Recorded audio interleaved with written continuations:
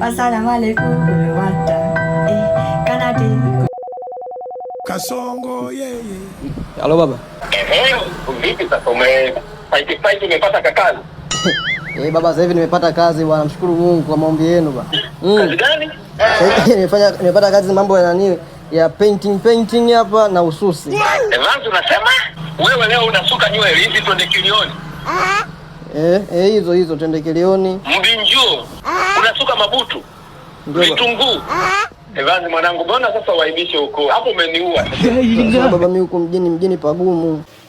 Mjini pagumu? Evans ni mgumu wewe. Fatuma wewe. Umejua kuelewa mji.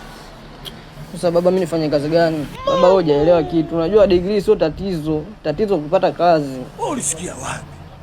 Tatizo kupata kazi vipi mwanangu? Umesoma mtu na degree, mimi darasa la 6 nilipata kazi. Unapaka na kalikiti. Napaka hata mtoto wa kiume wa mzee mkoloni. Bombavu mkubwa. Mpaka massage nafanya. Hii ni maajabu. Mpaka massage unafanya mtoto wa kiume wa mzee mkoloni. Baba. Kiru. Allah. Evans nakwambia utoke hapo sasa hivi. Ukafanye kazi ya degree. Vitu vyako unafanyia nini?